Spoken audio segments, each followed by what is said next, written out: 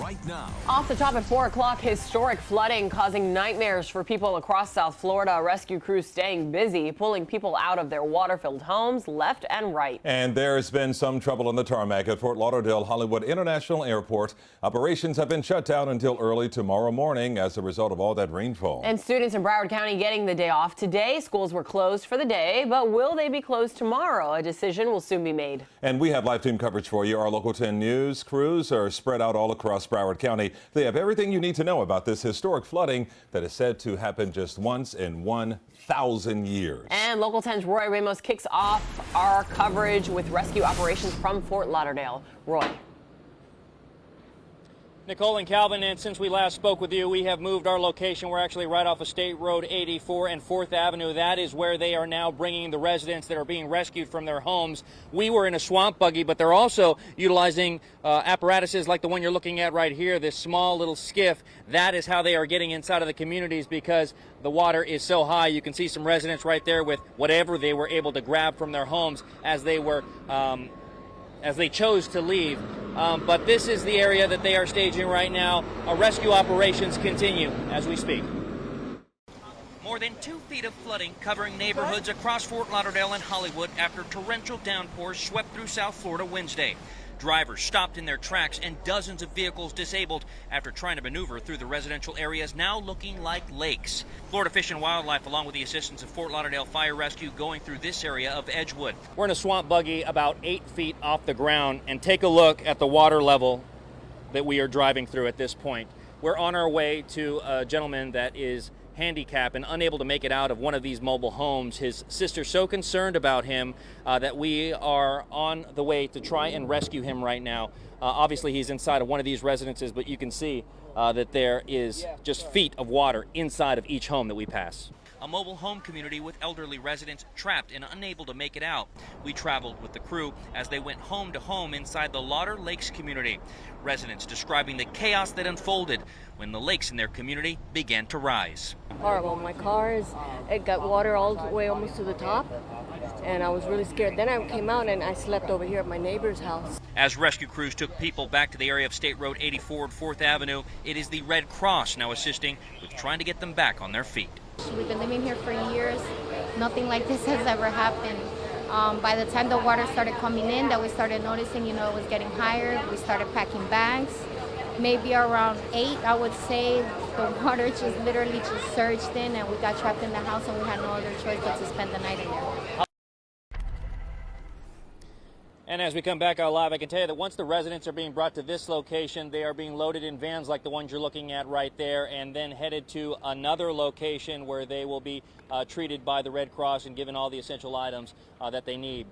Just a few moments ago, I did get a chance to speak to Chief Steve Golan with the Fort Lauderdale Fire Rescue, who tells me that right now they are in the process of conducting a grid search. They are going home to home in those heavily hit areas, but once that grid search is complete, those residents will have to call 911 if they want to get out of that area. They hope to have that grid search complete before the rain starts coming down. For now in Fort Lauderdale, Roy Ramos, Local 10 News. And the rain is certainly on the way yet again. Thanks a lot to Roy. Our team coverage turns down to Melrose Park, another area of Fort Lauderdale. And the flooding there doesn't look like it'll be clearing up anytime soon. Local 10's Leanne Modajon picks up our team coverage from there. Leanne.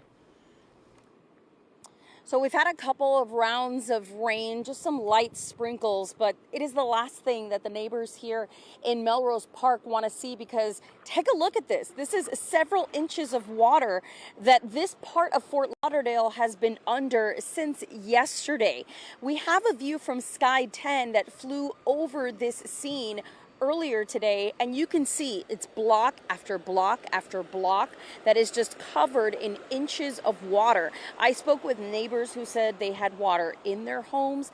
I had neighbors who said that people they knew had their cars stuck. We saw vehicles that had been stranded since last night, and we can tell you there was even a tow truck that at one point was stranded. I spoke to a neighbor who was walking through that flooded street with a cane and said he was trying to catch up with that tow truck because he had actually called it to help out his relative, and then when that tow truck was coming into the neighborhood, well, they themselves ended up in need of a tow.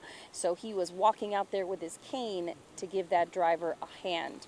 You're looking now at some ground video. These are images from further into Melrose Park. We moved sort of to the outskirts of it, just so that we are in a position to be able to get out if the rains become heavier as forecasted.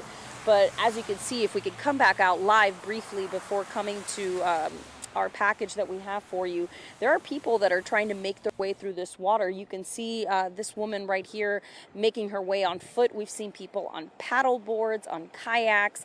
And again, we did speak to at least one person.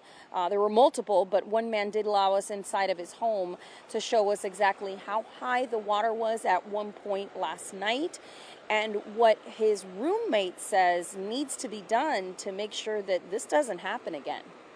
11:30 is coming. And how high did it get inside? But here. That high? Yeah. Oh my gosh. The water is coming up. The water was up to the hood? Yeah. Well, I don't know. I just talked to my manager. I can come to work today. I can come to work tomorrow because I saved my life. I saved my life. I can't. The only thing they should do is just fix the two drains there. Dig it down more deeper, so anytime the rain fall, if any flooding again, water run off fast. Yeah. That's the only problem that we have around here.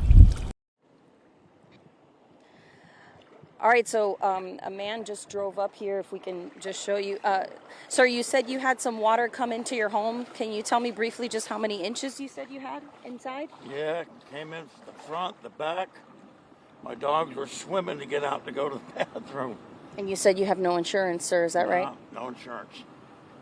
Most people, well, I'm sure half the people in here do, but a lot of people, no insurance. Well, good luck, sir. I'll let you get through. You got a truck, so I think you're going to do all right. A lot of people in some trouble here hoping to stay dry tonight. I'll send it back to you. Oh, it is so unfortunate what everybody's going through right now. Kate Leanne, thank you.